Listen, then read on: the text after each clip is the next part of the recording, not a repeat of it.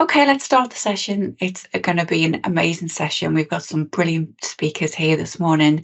Um, it's a topic that, you know, I thought I knew about working in the industry for a long time, but actually, after speaking to our wonderful presenters, I, I didn't. And so put all of your questions and all of your comments into the chat. It's going to be an amazing, it's going to be an amazing session. So today's session is exploring the role of urban greening in housing development. Next slide, please. For those of you who don't know, we are the Local Government Capacity Centre. We are a team within Homes England, and what we try and do is, we understand that there is challenges in different local authorities, and what we want to do is just make sure that we offer you the topics that you need to know more about, and we can help you in planning for the homes that people need in the place where they want to live, and we can drive regeneration and create all that quality homes and the places that people want to live. Next slide, please. If you've not signed up to any further ones from this winter learning session, we are one of the first. There are brilliant ones to follow. Look at the regen ones. There are some that are sold out. It's an amazing place to know more about the kind of we're all in this together. We all want to make homes where people want to live in a safe and important place for them. We have so much here. So look at this slide. We will send out the slides. So we've got the hub, we've got the fact sheets, and we've got the tool as well. All of these things beside today, we've got you on offer. Next slide, please. I won't take up too much of your time because we have got an amazing session for you. So I'm going to hand over in a second to one of my colleagues who will be talking about the urban greening. This will be our session. Our Q&A at the end is for everything that doesn't get covered. So what I'll do is I will hand over Jane. Jane, can you introduce yourself and introduce the session on urban greening? Thanks very much, Claire. Thank you, and hello, everyone. I'm really pleased to join you to introduce urban greening and show how it can deliver many benefits in housing developments and existing housing areas for people, for nature, for adapting places to climate change and supporting regeneration. And I'm going to finish by introducing the GI framework and the Urban Greening Factor Standard, and then hand over to Peter Neal, who talked through the Urban Greening Factor Standard, and Lindsay will give a case study for Southampton City Council.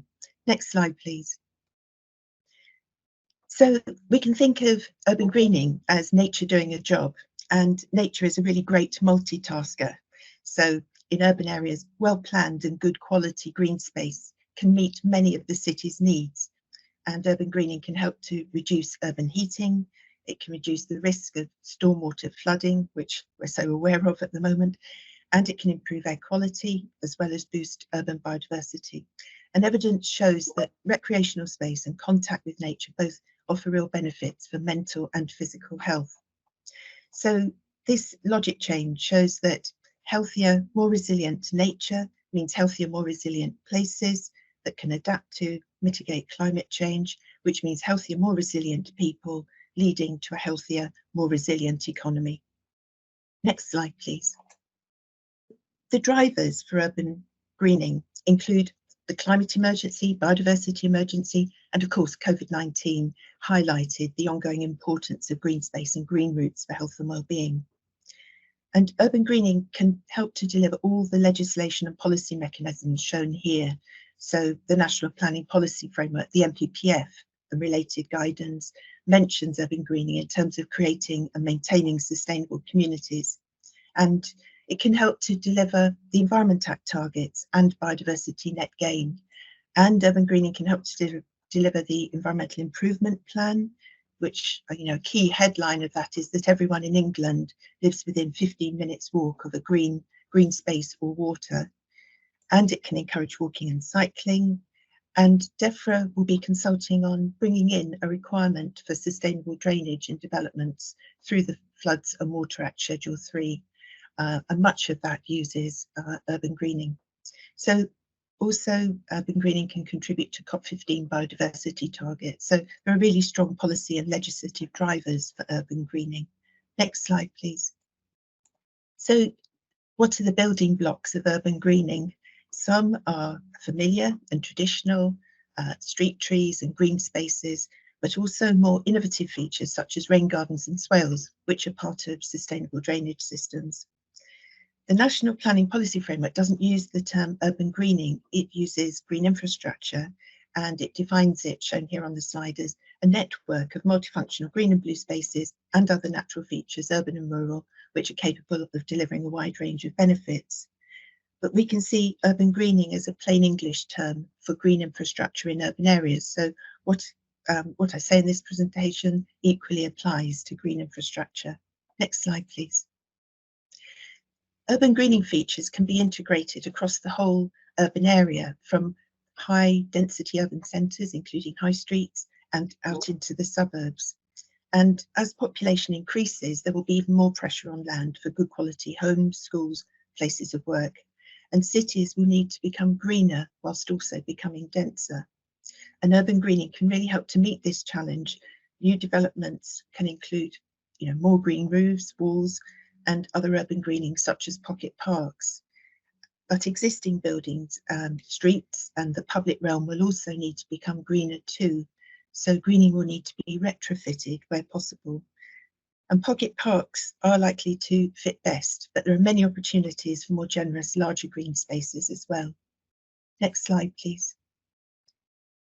In the suburbs, housing density is relatively lower. Residents tend to rely more on the car for transport, but roads often have great capacity to accommodate more greening, more tree planting, sustainable drainage features like rain gardens and traffic-free routes for walking and cycling. And if you reduce the frequency of mowing verges, you can promote wildflowers. And really important point is urban greening schemes are most successful when communities have been consulted, their views taken on board and involved in planting and aftercare and gardening. And tree planting and its aftercare can be a great way to get to know your neighbours. You can involve people of all ages, and you can really increase that sense of belonging and community cohesion. Next slide, please. Oh, sorry, just to say before, in the outer suburbs where there's more green and blue space, we really need to look at making that more accessible, restoring and enhancing wildlife habitats, and connecting green spaces together. Thanks. Next slide, please. So focusing in on urban trees, they're really important for the microclimate in towns and cities, and shades and evaporative cooling from the leaves will help to save lives in heat wave. And trees add to local character. They can help to improve air quality, they soak up rainwater to reduce flooding, they support wildlife, increase contact with nature, and they're good at dampening sound. And another advantage, trees can be planted where there's very little space for other kinds of urban greening. So we should look for opportunities to plant trees in existing urban areas where needed. And the National Planning Policy Framework recognises the importance of urban trees. So it says that new streets should be tree-lined, trees should be planted elsewhere within developments where possible, existing trees should be retained wherever possible, and so on. But achieving long-term benefits from trees requires a strategy, and from the outset of planning development, and really needs to be developed through collaborative working across different disciplines so that all the different benefits can be responded to and delivered. Next slide, please. So planting and maintaining trees in urban landscapes can be challenging, as we know, and that's due to the competition for space beneath the streets with an ever-expanding network of pipes and cables, and tree roots need good below-ground conditions. The different underground tree planting structures and products that are available can be used to provide the right growing conditions that trees need. And the long-term maintenance of newly planted trees is really critical. Watering and aftercare are essential for trees to survive and thrive. And local volunteers can help water trees regularly. They are then invaluable, especially during hot and dry weather. Next slide, please. Elephant Park is a good case study for urban trees. It's a regeneration project for 3,000 homes and offices in Elephant and Castle in southeast London. 35% of the master plan area of the nearly total of 10 hectares is urban greening.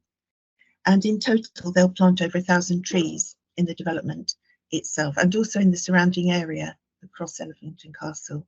And they're retaining over 120 mature trees. Where trees have to be removed, they'll plant replacement trees.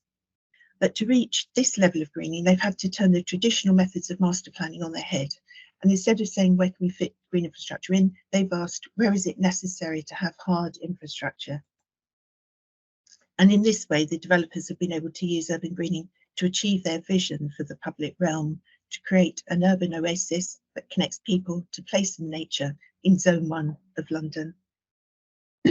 Next slide, please. So moving on to sustainable drainage. Sustainable drainage systems, or SUDs, are based on the ability of soil and vegetation to act as a sponge and soak up rainwater as it falls and then release it slowly to flow through features such as vegetated channels into ponds and watercourses. And SUDs are an alternative or an addition to conventional draining, where pipes move rainwater rapidly to drains and watercourses. The big benefit of SUDs is that by slowing down the flow of rainwater into watercourses, it reduces the risk of flash flooding. And this can be a particular issue in urban areas, partly due to the predominance of sealed surfaces.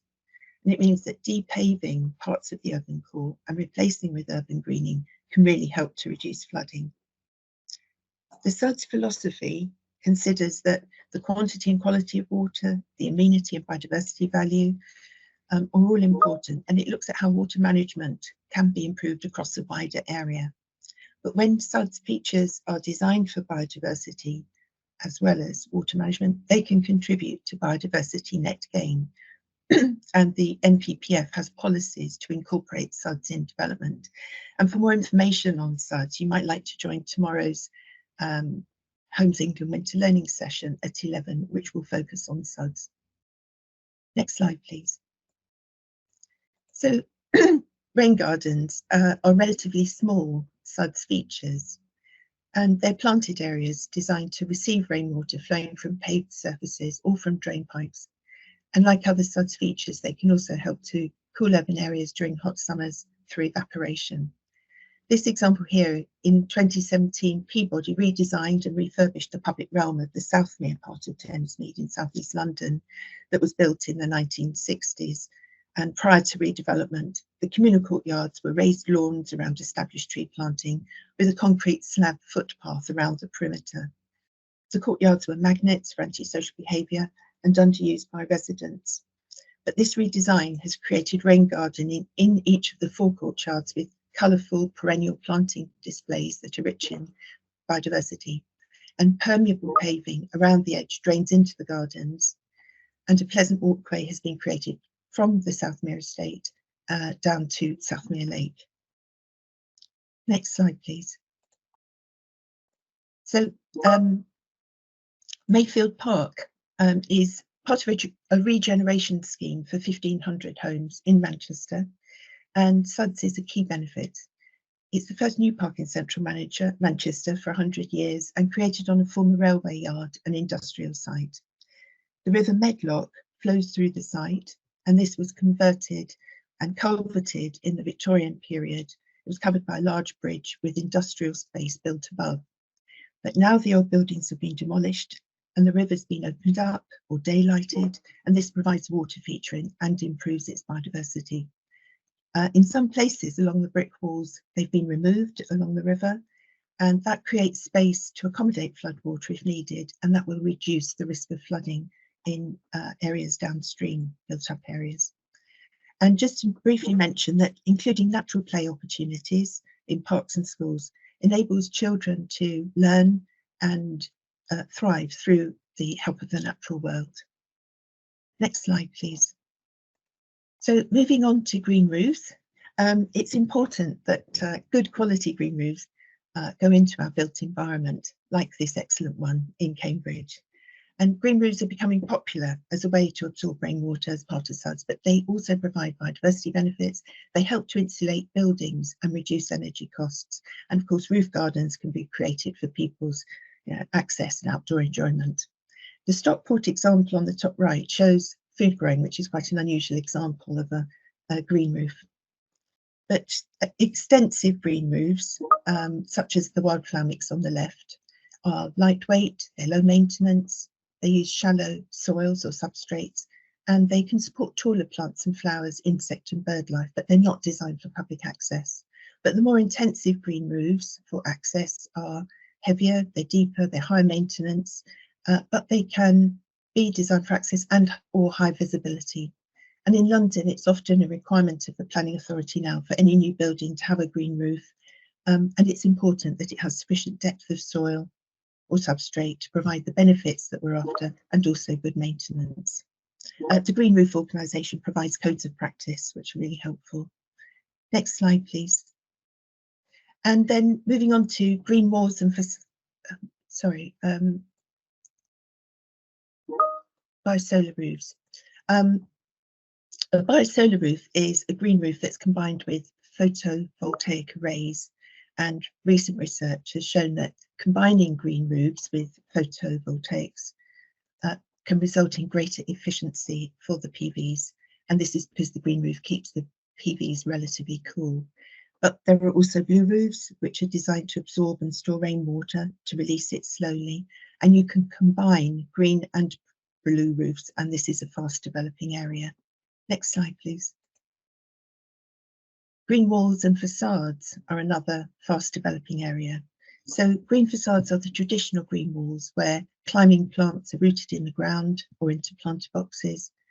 They can take some time to mature, to grow up. Irrigation may not be necessary where plants are rooted in the ground. And by comparison, living walls are proprietary systems, often installed and maintained as a package, and small containers support plants. They're usually irrigated by pumps activated by timers. But living walls can work well where high visual impact is needed or cooling is a particular objective. Maintaining these intensive green walls can be expensive because of the maintenance required each year and specialist access equipment. Another particular benefit of green walls overall is that they're good at dampening sound. Next slide, please. So in the street scene, the different urban greening features can all be incorporated into the street design, and they can help to deliver the Healthy Streets approach, which is a human-centred framework for embedding public health in transport, public realm and planning.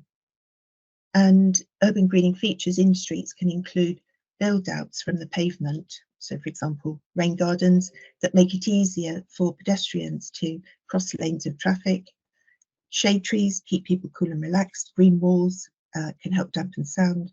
Small but frequent green spaces and pocket parks can be included. And there was an example in central London where just 3 to 4 parking spaces were closed and turned into a pop-up park with seating. And that had a really positive effect on social connections and retail. But greening high streets can also have significant benefits for local retail and regeneration, especially when combined with pedestrianisation. And research has shown that people spend longer in greener retail environments and therefore spend more supporting local economies. Next slide, please. Urban hedges also provide many benefits, and they can act as a barrier to street level air pollution. This is because their leaves can trap particulates, and many places are planting hedges around school grounds to provide fresh air zones. And they can be planted between traffic and walking and cycling routes to act as a pollution barrier there. And the clean air effect extends behind the hedge for about twice its height. And hedges can also be useful in giving privacy in private gardens. But we can do so much more in urban areas with hedges. They can be designed in to replace some walls and fences. And if we use a diverse mix of British native species and allow them to grow bigger and a little unkempt, there are more wildlife benefits, and hedges can increase connectivity of habitats and help species move in urban areas. Next slide, please. So food growing, the increasing popularity of the grow your own culture has meant that waiting lists for allotment plots have soared, leaving local authorities struggling to meet demand. But the planning system can facilitate the release and use of land for community allotments. And the health benefits of allotments aren't linked just to diet, but also to the mental benefits of community cohesion. So giving the wider community the chance to engage in smaller scale food growing is useful, and that can, provision can be made for a small publicly accessible growing space linked to an allotment setting, but also community orchards can be established in urban areas. Next slide, please. And finally, grasslands, very briefly. Different types of grassland are used for different purposes, and two examples are given here. So grassland for recreation and amenity, it withstands trampling, managed as short-mown turf, such as playing fields, and it includes a low number of grass species. Species-rich grassland, including wildflower mixes, is higher biodiversity, provides more contact with nature, less expensive maintenance. But urban areas need a balance between the two types, both to meet local needs for recreation and enhance biodiversity. Next slide, please. So moving on to a few slides just to introduce the Green Infrastructure Framework and the Urban Greening Factor Standard that Peter will talk more about. And as I mentioned at the beginning, GI and urban greening are synonymous in urban areas. So the Green Infrastructure Framework that was launched in 2023, and it sets out what good urban greening or GI looks like for local planning authorities, developers and communities. And it provides tools to help plan and design green infrastructure networks that deliver multiple benefits. So the 5 main products in the framework are green infrastructure principles, the why, the what and the how of good GI, the green infrastructure standards, so 5 national standards for GI quantity and quality, green infrastructure mapping, over 100 map data sets and analyses across England to support the standards, and green infrastructure planning and design guide, so how to design good quality GI, and also process journeys, so how to apply the framework products for different stakeholders, so for planners, developers and neighbourhood planners, and these are all on our website at the QR code and link. Next slide, please. Just wanted to briefly mention the GI principles because they're the golden thread setting out the why, the what and the how of good GI. In the centre are the 5 key benefits for nature. Health and well-being, benefits in nature, thriving communities, climate resilience and improved water management. And those benefits are the 5 why principles. And then there are 5 what principles in the orange circles, and they describe what good GI looks like, its attributes, and 5 how or process principles in green, how to do good GI. And further information again on our website. Next slide, please. So the 5 headline standards in the framework are voluntary and they support the MPPF, and they complement mandatory mechanisms such as biodiversity net gain and local nature recovery strategies, which form part of the Environment Act. And the GI standards are also referred to in the National Model Design Code. So the framework includes a green infrastructure strategy standard and standards for accessible green space, urban nature recovery, urban greening, the urban greening factor standard, and the urban tree canopy cover standard. And urban greening can contribute to achieving not just the urban greening factor standard, but all the others as well. Next slide, please. So finally, the urban greening factor standard aims to increase the level of greening in developments and in urban environments more widely to improve their resilience, sustainability and biodiversity. And this standard says there should be at least 40% average green cover in urban residential neighbourhoods, no net loss of green cover in urban neighbourhoods generally. And for major developments, we've developed a new national urban greening factor, and this is a new type of planning tool. And I'm now going to pass over to Peter Neal. Peter Neal is a landscape architect and environmental planner. He's worked closely with Natural England on preparing the Green Infrastructure Framework and Standards with a particular focus on preparing the model urban greening factor standard. Many thanks, and over to you, Peter. That's great, Jane. Thanks very much. And so we now have the opportunity of looking at one of those standards in particular, number 4 on Jane's list, which is the urban greening factor. And as we just start working through the slides, we'll pop to the next slide. Really pleased to be able to talk in a little bit more detail this morning about the purpose of an urban greening factor and how it could be applied through planning and provides a mechanism to start delivering all of those great facets, all those green infrastructure components that Jane has just run through. How can you go about ensuring that you can deliver that type of urban greening? And we're particularly interested in the urban greening factors benefit for housing development. And that will be different types of housing development in tight urban areas, as well as more rural settings or greenfield settings. And what I want to cover in this presentation, if we just pop to the next slide, is to give you an overview, its evolution of how it's come about. Where did the urban greening factor start in the first place? And where is it starting to be used in the UK? And particularly how it's become established as one of the key standards in Natural England's framework of green infrastructure standards. And then I'm going to dig into a little bit more detail about how it's structured, the components of that, how you calculate an urban greening factor of development, and then also how you can tie that into planning policy. So those are the 6 things I want to talk about. And so we'll move to the next slide. And here we kind of understand in 2 simple images what we don't want and what we do want.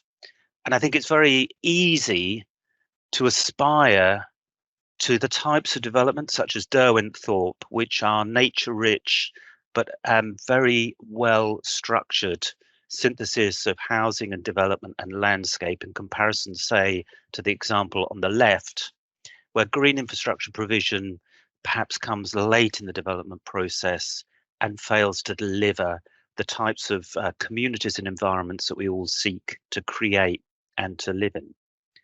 And as we move just to the next couple of slides, urban greening factors provide an opportunity to ensure the delivery of good green infrastructure across different types of developments, but particularly here illustrating the more low density types of developments in rural areas or rural brownfield or more tight urban areas such as Kidbrooke Park. And you'll see in the presentation here, I try and reference all of the examples. So if you're interested in finding out more about these locations, they're all named, and obviously you'll have access to the material after this webinar.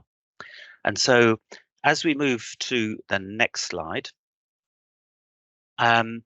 I really want to talk just very briefly about the origins of the urban greening factor. They evolved in the late 1990s in Berlin initially, where they were looking to try and find ways to integrate better green infrastructure provision in tight urban districts. And they had landscape planning frameworks and a landscape planning program, because the city of Berlin is tightly constrained and historically was constrained by the wall. But those districts meant that they were developed very much for delivering on housing and development with limited provision of green space.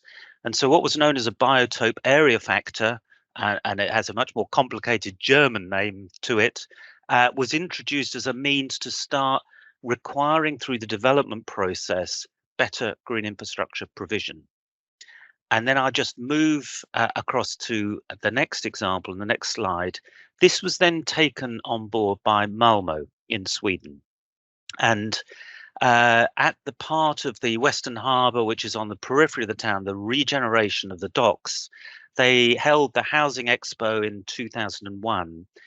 And through the development of that process, they were really interested to find ways that they could demonstrate the provision of a much stronger landscape framework, both in residential communities, but also public realm and public spaces around that. So an integral, almost landscape-led regeneration framework as part of the Housing Expo. And Malmö provides us with that second point of reference.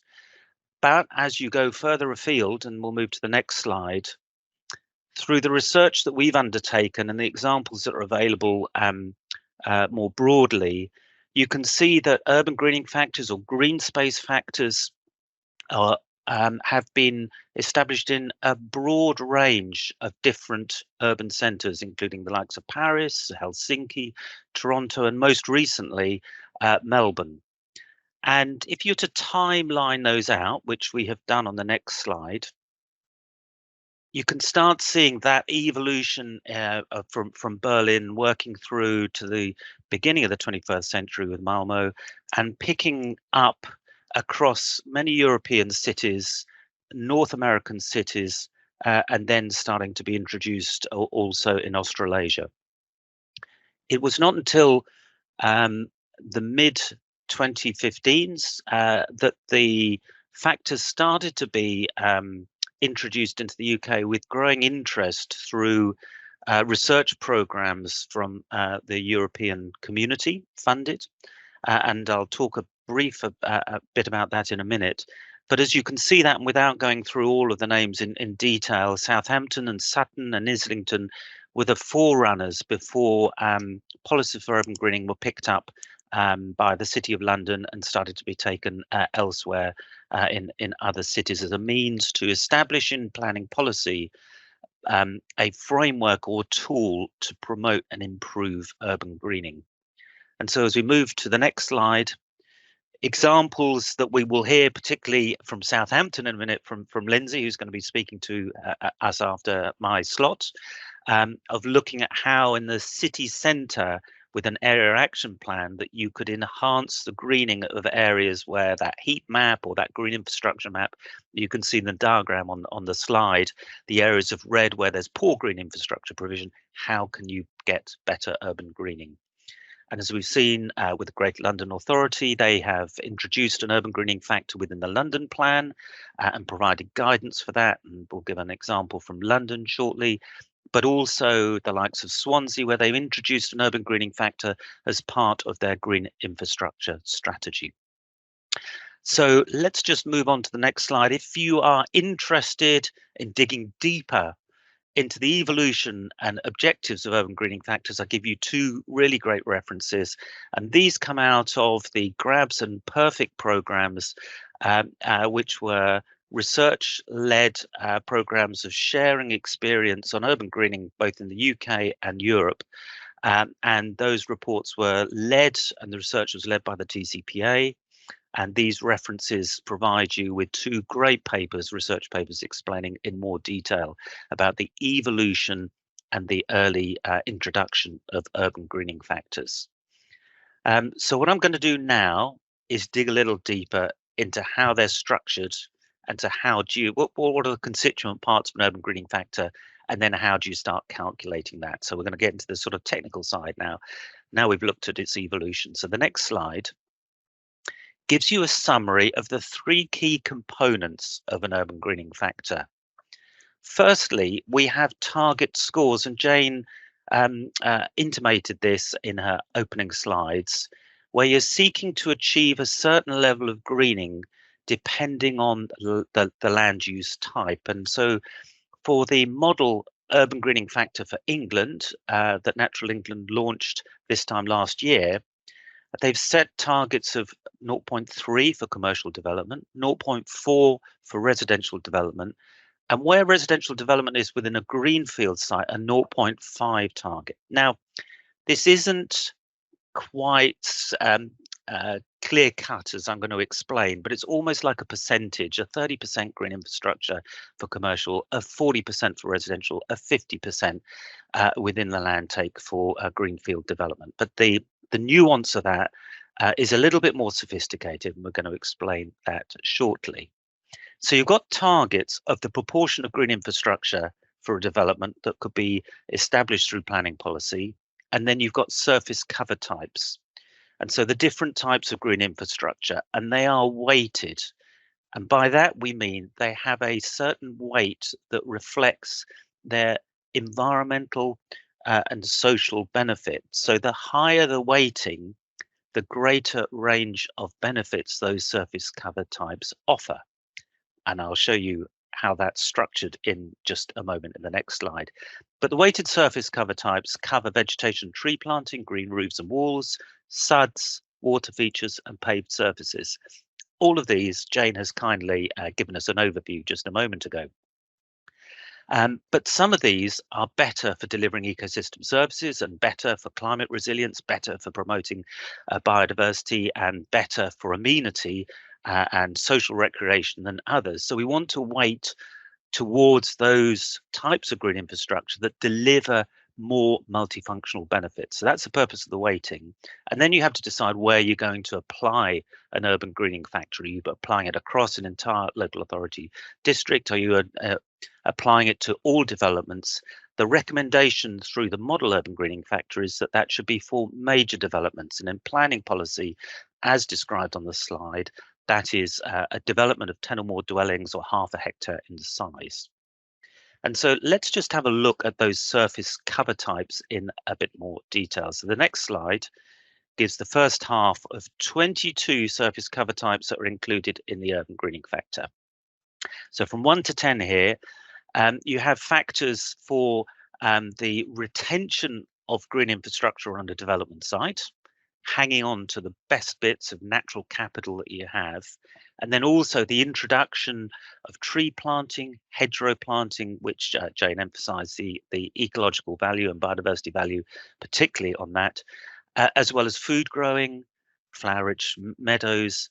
All of these, as you work down, have a decreasing weighting because the ones at the tops having a factor of 1.0 or 0.9 offer greater biodiversity, greater ecosystem service benefit, including biodiversity benefit. And those weightings actually behind this simple factor has reflected an extensive amount of research that Natural England has undertaken on the ecosystem service benefits from nature. And so the weighting has been carefully worked through during its development. And we'll explain how you calculate it, but you take the weighting for a surface cover type, you multiply it by the area that is covered for that surface cover type. So, for example, a flower-rich perennial meadow has a weighting of 0.7, and you multiply that by the area in a development scheme of that surface cover type, and you add that to the other surface factors, divide it by the surface by the site area, and it gives you an overall urban greening factor. And I'll show you how that's done in a minute. The second of these two slides gives you that second half of the list of surface cover types that are included in the model urban greening factor, which includes different types of green roofs, and they are weighted in relation to their benefits, particularly ecosystem service benefits. So the intensive green roofs have a higher weighting to the very simplistic sedum substrate-led green roofs. And as that works down, SUDs and water features, a simple list of 4 elements there, from wetlands to open swales and to water features, and then paved surfaces, and you work your way all the way down. Those sealed paved surfaces have no weighting because they deliver no environmental benefit in terms of managing natural systems or facilitating natural systems and services. And so as we then move to our next slide, the urban greening factor and the guidance that we provide unpacks all of these surface cover types in more detail. Now, it would be possible to create a very long list, but we've tried to keep that list to 22 common surface cover types that one would expect to include in urban regeneration, urban development, particularly residential development.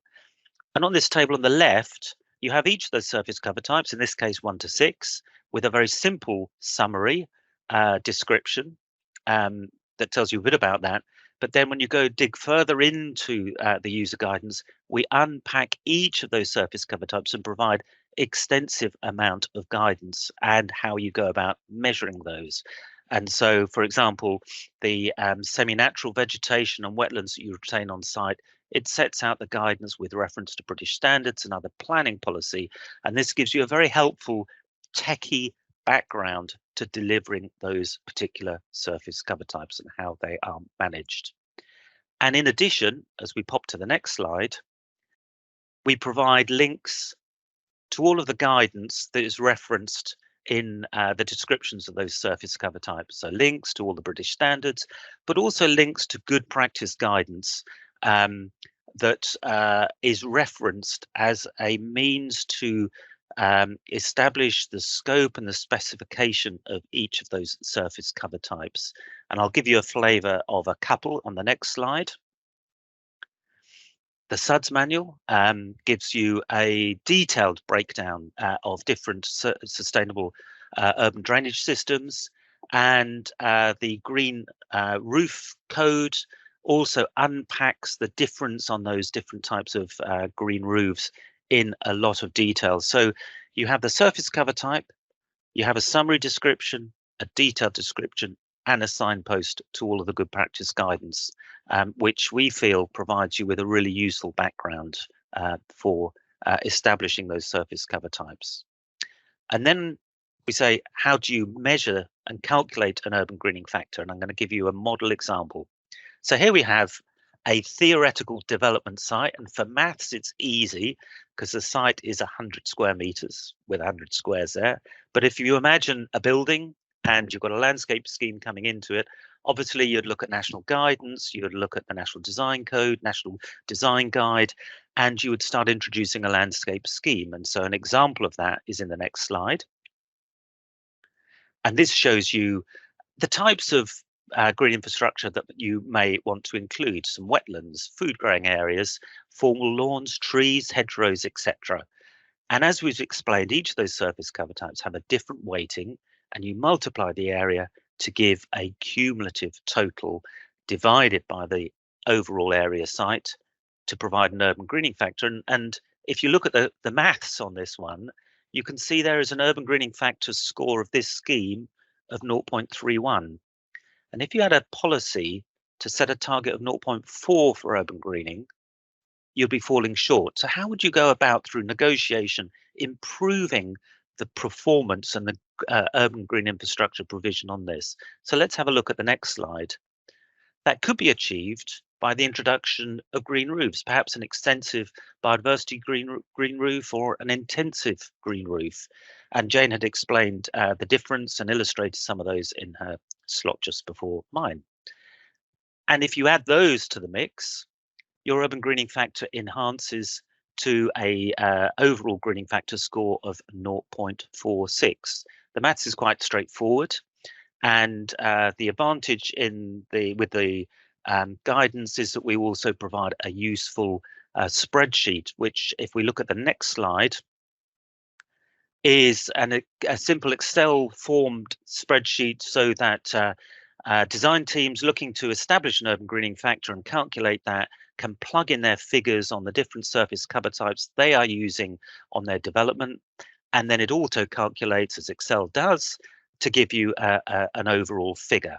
And so that is available also on the Natural England website for you to have an experiment or play around with.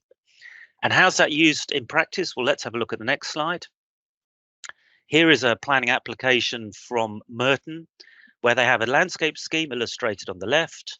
They actually give you a pie diagram of the different types of surface cover types or green infrastructure provision in the middle, and you can see the different weightings of that. And then they calculate their urban greening factor score from that process, which in this case is a 0.54 factor, which exceeds a 0.4 for urban residential development.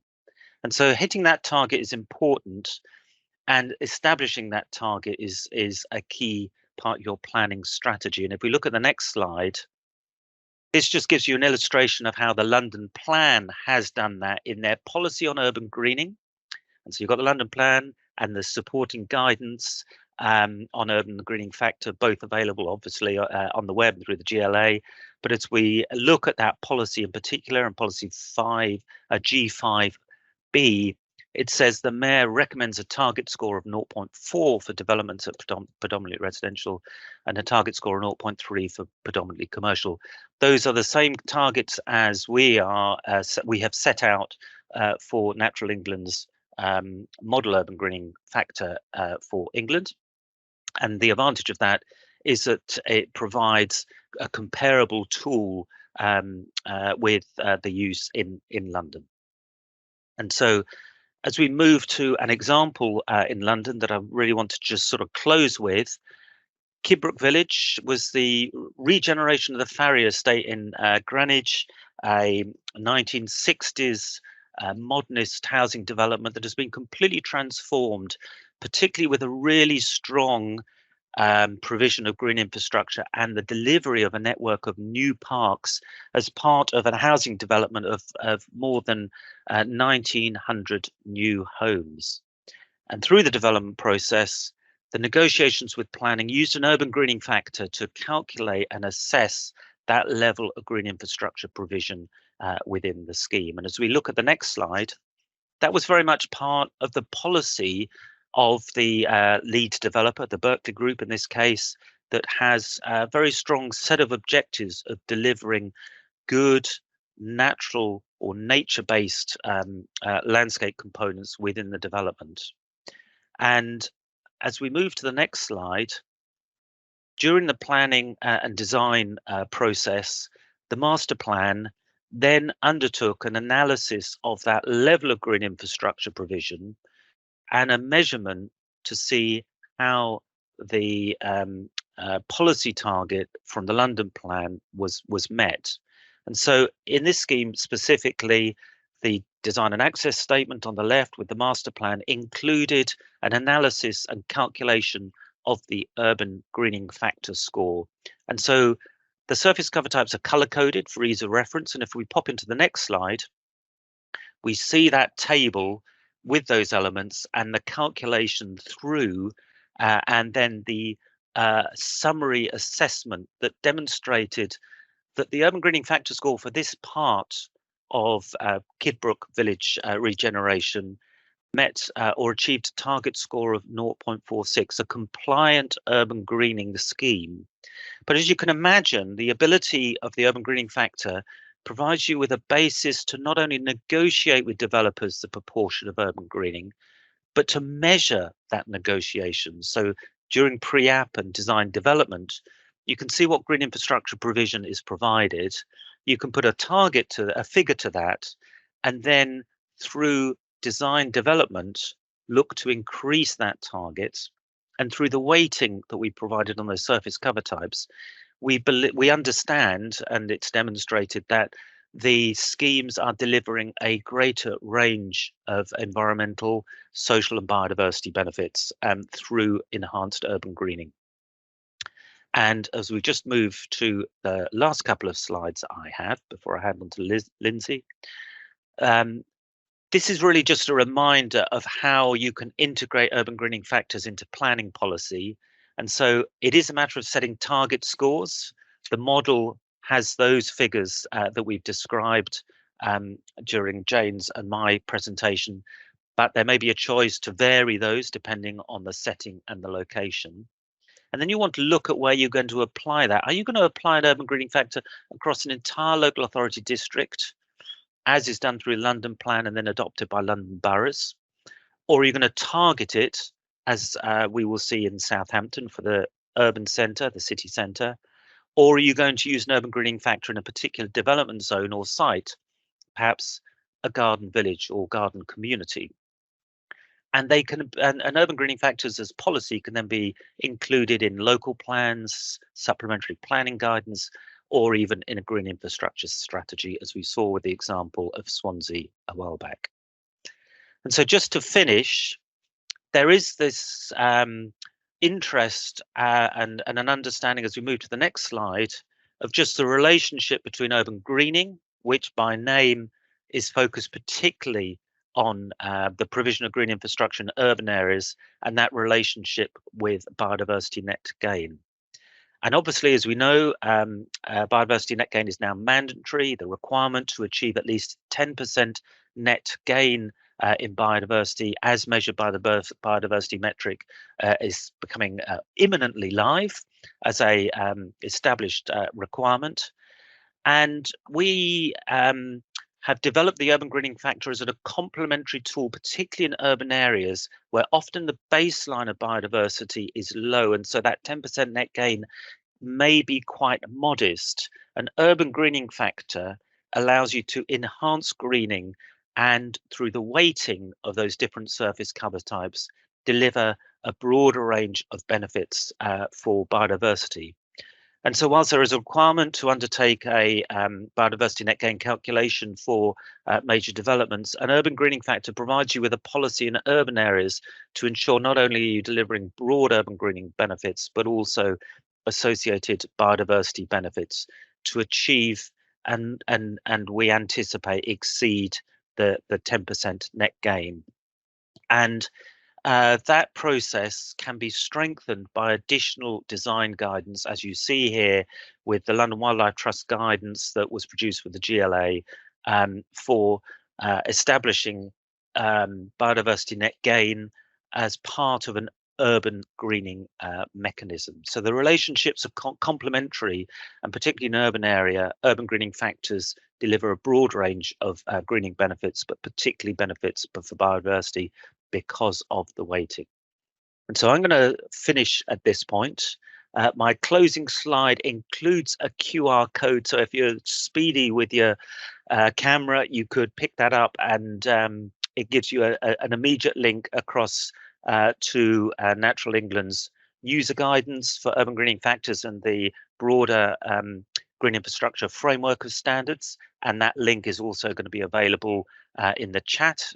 And I thank you very much for your attention. I'm really pleased to be able to pass on now to Lindsay McCulloch, who is a Natural Environment Manager at Southampton City Council. She's been instrumental in establishing what has been the first urban greening factor, or in their case, a green space factor for the city of Southampton. So, Lindsay, over to you. Thank you. Thank you, Peter, and good morning, everyone. Next slide, please. Very briefly, this is the sort of the contents of my talk this morning, and on the right-hand side is a picture of the Centenary Quay development. It's a major development on the eastern bank of the Itchen. It's actually outside the city centre and wasn't subject to the green space factor. However, it is my benchmark for green infrastructure that you can deliver within a city, an urban setting. It has multiple green roofs on it and biodiverse planting at the lower levels. So next slide, please. So basically, why did Southampton City Council go to the effort of developing a green space factor tool? Well, fundamentally, it was a frustration at the lack of objectivity when requesting sort of habitat mitigation and green infrastructure enhancement measures. In particular, being able to answer the questions, how much do we need to provide and why do we need to provide that much, which the developers were asking regularly. There was also a desire to better understand the distribution of ecosystem service benefits across Southampton, which we instinctively knew was not even, but we couldn't demonstrate objectively. We also had the confidence that we knew what could be achieved in terms of new green infrastructure if you had a willing developer supported by good ecological consultancy. So in the case of Centenary Quay, it was Crest Nicholson as the developer and Biodiversity by Design as the ecological consultancy. So just on this slide, I won't go into great detail. Well, I won't go into detail because Peter has already explained the mechanics of the tool, but just to say that Southampton's tool uses infiltration as a proxy for a range of ecosystem services on the right, and the scoring system is the same, with 0 for the most impermeable surfaces and 1 for fully permeable. So next slide, please. So where did Southampton come across the green space factor tool? Well, that arose as a consequence of our membership of the GRABS project, which started back in 2008. The project was led by the Town and Country Planning Association and was created in order to develop tools and policy approaches to delivering climate change adaptation in urban areas. So a key piece of the work, again previously mentioned by Peter, was Malmo's green space factor tool. And the City of Malmo were one of the projects within, one of the members of the project, and were able to explain it to us in detail. As mentioned by Peter, it took a lot of elements of the Berlin's biotope area methodology. There was another partner in the GRABS project, the Mersey Forest, up in the northwest of England, who were also very interested in and did some work on the tool themselves. So next slide, please.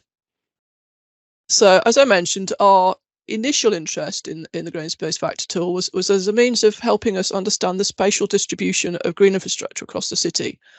And we basically developed a GIS version.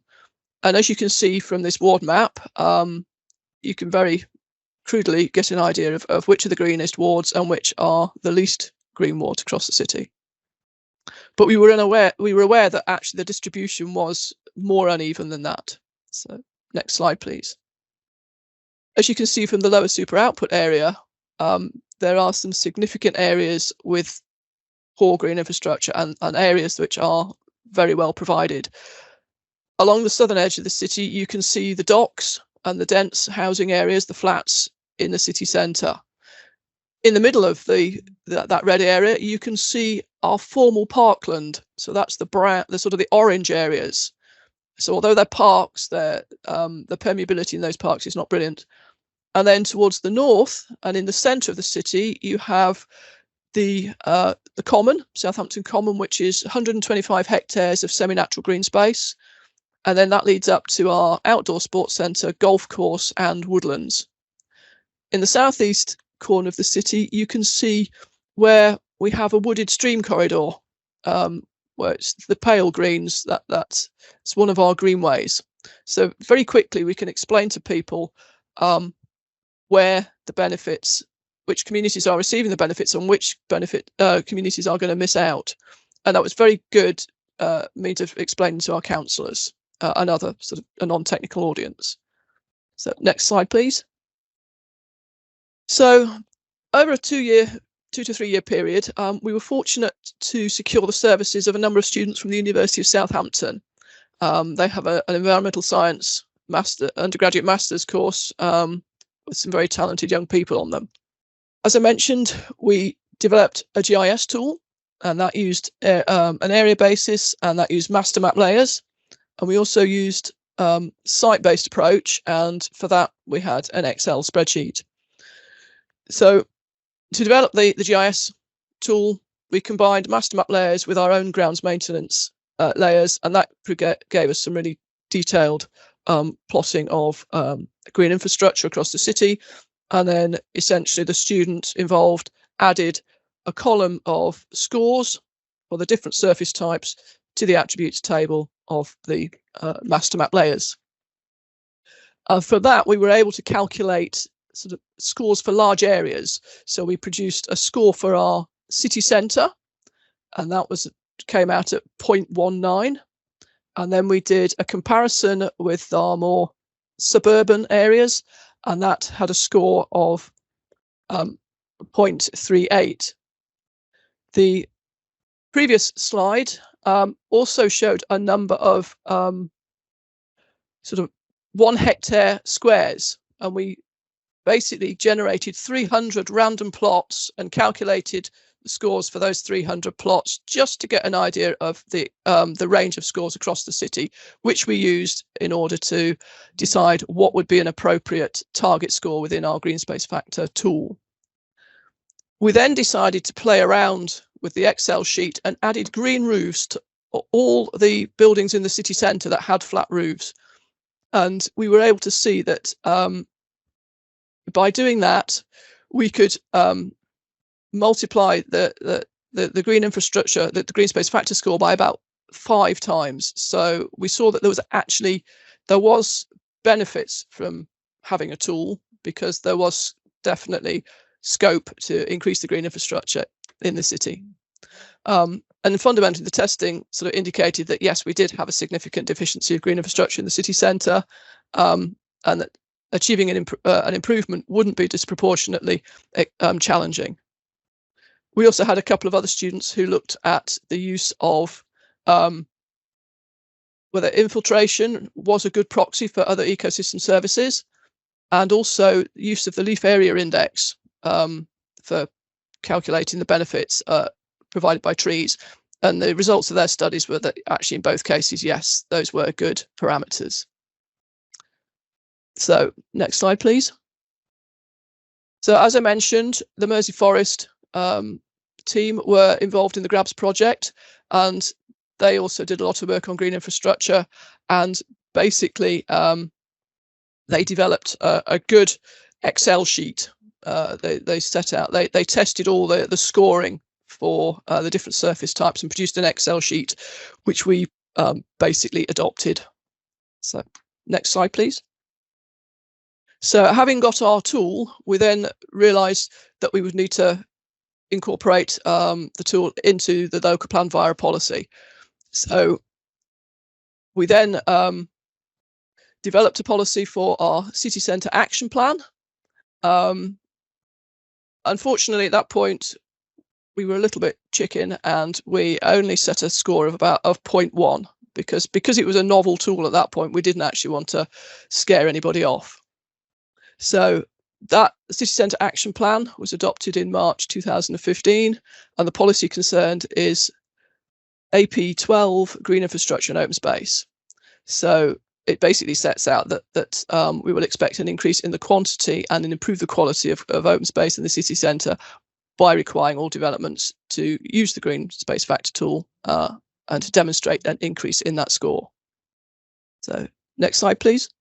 Before we went out to consultation on our city centre action plan, we thought actually we ought to do a little bit of training because this was a novel concept. We developed a workshop and we invited some local architects and some SCC planners. We provided them with an explanation of the tool. We then got out the Lego, and we had set up a little scenario where the teams had to create a development that provided an increased score in their green space factor score, and they had to create a development as well. And we left them up to own devices as to what arrangement they came out with. Initially, all the participants were just obsessed with detail. They hadn't really grasped the fact that we were looking at the site as a whole first, which I think is still a problem. After we stopped and reminded them to look at the whole site, people quickly gathered the concept behind the tool and came up with some really good solutions. And we managed to get, I think, some scores of about 0.4, which was quite an achievement because we were looking at we'd set quite a challenging specification. They also identified some shortcomings for the tool, which we were able to identify as well. One of those being around permeable paving, which I'll mention later. So next slide, please. So this is our tool as it currently exists. We have a spreadsheet on our website which can be downloaded, and we can provide the link to that. Next slide, please. We also have a guidance document, and we basically replicate the Lego workshop, but without the fun of the Lego, and just very simply explain to people what the aim of the tool is and how to go about filling it in, but with a diagram, which I think is a lot easier to understand than text. So we have a step-by-step guide to completing the spreadsheet. We also suggest some different scenarios, or suggest that people try different scenarios to optimize the score, and then we provide a detailed description of each of the different surface types so people can understand what we're actually looking for. So next slide, please. So the tool's been in use for 8 years now, and we haven't had any major objections to it. However, we have learned a few lessons. So firstly, where there's some flexibility, developers will stick to the minimum score needed. So you do need to be ambitious with your score. The picture on the right-hand side is a picture of the Southampton Park Hotel development. And the green space factor score for that went from 0.01 to 0.23, which is good. However, as you can see from the photograph, there is still a large extent of green roof available, which could have been a green roof, but wasn't. So the next point was good supporting policies are required. You can have your green space factor in policy. However, if you haven't got supporting policies requiring particular features to be provided, such as green roofs, then you can't insist on them, and developers will probably wriggle out of that.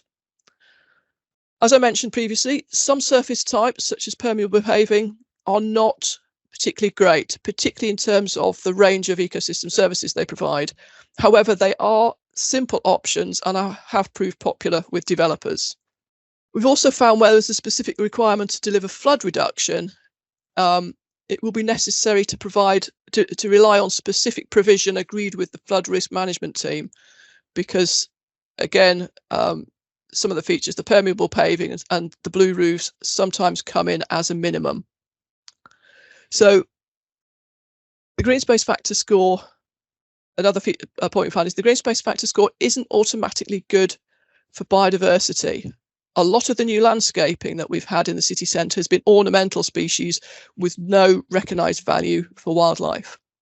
We do provide some flexibility, and we ask developers to demonstrate that the ornamental species they've used have got accreditation from schemes such as the RHS's Plants for Pollinators, but a lot of landscaping still doesn't have that. We're also finding that there isn't a lot of communication between landscape architects and the ecologists used on schemes. So a lot of the time the landscape schemes will come in without the native planting or the other mitigations that the ecologists will have suggested. And then finally, we're currently working on our new local plan, and we were thinking about dropping the green space factor policy because of the commencement of biodiversity net gain. However, we've had some discussions with other people who've been looking at the green space factor tool, and they've pointed out some gaps between the biodiversity net gain and the green infrastructure, and we've come to the conclusion that actually the two are sufficiently different to merit separate approaches. In particular, you can get a lot of benefits from fairly basic green infrastructure, which would not necessarily meet the biodiversity net gain standards. So we are looking to have a green space factor policy. And then next slide, please. So these were just a few comments that came out of our workshop. So they were really good points. And in response to the comment that you need to have some expertise, I would definitely agree with that. The tool is a starting point, and it has to be combined with your planning policies and a participatory design process and some ecological input to come up with a good quality scheme. And essentially, yes, it's absolutely essential to have dialogue between all the different stakeholders, because if you stick rigidly to a tool, it can be very prescriptive. And thank you. That's where I'll finish now. Thank you. Thank you, everyone. What a great presentation from you all. We really appreciate your time. We've had so many questions in the chat. What I'm going to do is I'm going to go through the ones that we think have been liked the most, and any other ones that what we can do is we can go backwards and try and reply to you. So what I'm going to do is, Peter, if I can come to you, if you can come back on screen. Hello. Yep, I'm here. So yeah, put you on the spot. So you covered at the end of your presentation, there's been a lot of questions about the interaction between the urban greening factor and biodiversity net gain. Is there any more than you can say on this and the balance between the two? Well, biodiversity net gain is mandatory, and so there is a formal requirement to undertake measurement of biodiversity net gain, and for major developments, to deliver a 10% net gain. And the biodiversity metric is there to calculate that. So that's a a specific focus on biodiversity. Urban greening factor is complementary. Now, the tools don't fit together. Perhaps in the future there may be further research to interrelate biodiversity metric and urban greening factor. Urban greening factor's structure is designed as a simple approach to trying to promote better urban greening through development process, and particularly in urban areas. And so it delivers a broader range of benefits, which include biodiversity, in comparison to the biodiversity metric, which focuses particularly on the delivery of biodiversity units.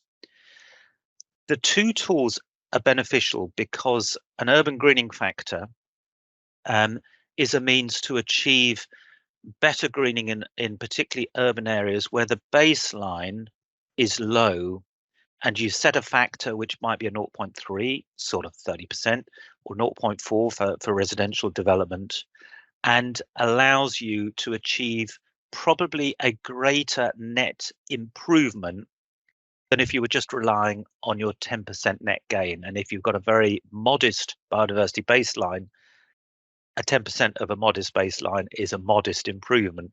And so I think it's urban greening factors provide a tool to supplement net gain, but to strengthen greening and strengthen biodiversity benefit, because of the surface cover types are weighted for biodiversity and ecological benefit, in particular urban development. Jane may also want to come in on that. The detail is a more techie discussion on weightings and ecosystem services, but in summary, they're complementary tools that can work well together, particularly in urban environments. Yeah, no, thanks, Peter. I think you've covered it really well. Thank you. Great, good. It's okay, Jane, stay on camera because I've got a question. I've got a question for you. Just thinking in terms of the longer term, so we can put all of these things in place through planning, but how do we ensure that there are effective long-term management and arrangements, and also the funding to keep these urban green spaces? Yeah, I mean, it is a really important question, and it's essential to have that long-term sustainable funding and also those management and maintenance arrangements. And to help with that, I think the mandatory biodiversity net gain that comes in on the 12th of February, that will require management and maintenance and monitoring of BNG. And of course, that will include a lot of green infrastructure. So those features have to be managed and monitored for 30 years, which I think will make a big difference. And in the urban fringe, in terms of funding, DEFRA has introduced the local nature recovery partnerships, projects and strategies. And there's funding within those areas long-term for 20 years. So that's a funding scheme that areas can bid into. But there's also a lot of interest in looking at how big finance institutions can contribute to green infrastructure funding and long-term maintenance. And we know that those, insurance and pension and so on institutions are looking for a really big pipeline of multi-million-pound packages of green infrastructure. And, it sounds like a really exciting opportunity. And the question is, how could we make that happen? What are the opportunities for stakeholders to get together and put together these large packages? So that's something that we're really interested in exploring with stakeholders. But hopefully there'll be other opportunities through sustainable drainage, as DEFRA reviews Schedule 3 of the Floods and Water Act, that may also offer some opportunities there. Thanks very much. Thanks, Jane, that's great. Lindsay, one for you. As an affordable housing agency, we need to hold a mirror up to ourselves and say, how do we kind of produce the affordable housing that we want to do? And what's the trade-off between urban green and other priorities as well? How do we balance that all? I think this is where you need to look at the design of developments at the very earliest stage. You have a capacity of development you need to deliver, and you have limited space to do it in, and of course there is the cost as well. If you integrate green infrastructure right from the start, then you're going to get it's going to be delivered more cost effectively. Trying to shoehorn measures in at the end adds expense, and clearly with affordable housing that is a big challenge. I think there also needs to be engagement with probably wider sort of agencies. If you have a greener environment, then you're going to hopefully have a better quality environment for people to live in, so better for health, support for health and well-being. And I'm not I'm not sure if you're able to get sort of trade-offs or contributions in from other agencies that are looking to deliver health benefits, and features like that. I think it's on the Centenary Quay development that there was affordable housing integrated into that, and I suspect that actually it was the private housing that bore a lot of the cost of the green infrastructure measures that then provided the cross subsidy. Although interestingly, with that development, they went above their baseline. They agreed 2 or 3 green roofs. I think they're up to about 8 or 9 now. So again, I think it depends on the developer as to what they feel it is that their scheme can cope with and what actually adds to their scheme. So probably not the most effective answer, but it is a big challenge. We can see that from the chat, Lindsay. It's not, we understand that it's not an easy answer. We've probably got 5 minutes to the end of the chat, and I'm going to ask this question to the panel, so I'll just throw it out to all of you. There's been a few comments in the chat about the challenges of negotiating with developers to deliver schemes that maximise opportunities for green infrastructure, particularly in places of challenging availability. Viability. Sorry. So, given the current economic climate, development viability is a challenge for us. We fill that gap between the two of them. What are just your comments on how we make sure that these are included in all of those things? Anyone can answer.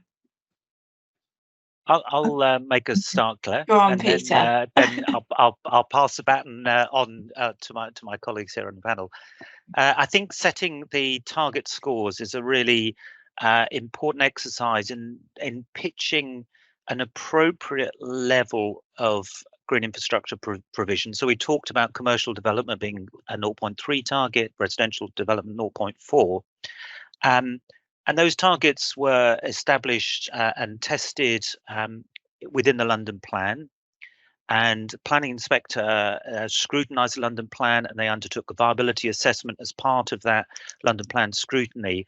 And so that was tested and considered the measures that were included within urban greening are often common green infrastructure requirements and should form part of good development practice, and were not considered to provide too greater onus on the developers. However, there is the flexibility with the urban greening factor of setting your target scores in a way that provides a bit of a stretch, and some schemes may not quite reach that target. Other schemes we hope would exceed that. And this was a point I think Lindsay was making in terms of developers only getting to the target but not going beyond that. Some locations, I think Portsmouth requires an increase, not necessarily a significant higher target. I think Southampton, when they first set it, I'll pass across to Lindsay in just a moment, because I think they set that modestly in the city centre. And so I think setting your target scores to your economic climate and the development market is a real art of analysis of getting that right, but not underplaying it and so developers will always just reach it. And so there's flexibility in setting the target scores, but they should be set with a level of ambition to achieve greening for all sorts of reasons that we need to address in health and climate change resilience and biodiversity improvement. Lindsay, you probably, from your direct experience in Southampton, can add to that. Yes, certainly. We didn't put in a very challenging score in the city centre action plan because of issues around, viability. But we've seen that on, as with the Centenary Quayside, which was redevelopment of an old industrial site with lots of expense around remediation, things like that, that a good standard is possible. I think what we try to get developers to think about is all the policies that can be delivered through the green infrastructure. So whilst there is a specific policy around green infrastructure, they also have to deliver the biodiversity policy. They have to deliver against flood risk management. They have to deliver for landscape. Now, you can achieve all of those policies, meet all of those policies through the green infrastructure. So it's a very cost-effective form of infrastructure. So they need to maximise the financial benefit from one piece of green infrastructure delivering against multiple policies, and that clearly is where they then, if they know the requirement at the start of the process is crucial, because springing stuff on people when they're part of the way through the design process is clearly going to add to costs. So as long as they are clear at the very start, the standards, the policies they have to meet, and how to use the green infrastructure to deliver multiple benefits to save themselves money, then we find that most of the bigger ones particularly will engage and actually do really understand sort of green infrastructure and how to use it on their developments.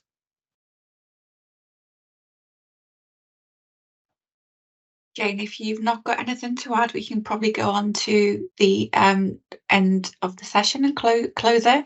Just a huge thank you to all three of you. It's been an amazing session. It's really spoken to all of us. I am not a techie person, but I'm really kind of invested in this, and we've had so many technical questions, and we've had a lot of people who just are interested to know more.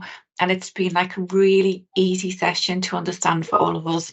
So thank you all very much for your time. We've got a few take-home messages here on our next slide. So we will share these with everyone. But if you want to really think about what you want to take away, these are our big takeaways. I'm going to really have a look at my own life and see what I can do in a personal capacity to make things different. So thank you.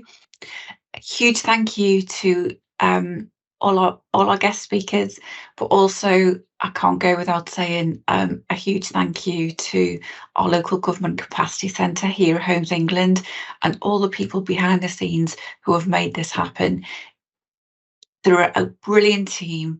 There are so many of them, and they are so committed to making sure that our local government partners have all of the topics and awareness of the things that make a difference to people's lives, and we get the homes out there and the right sustainability to the people where it really counts.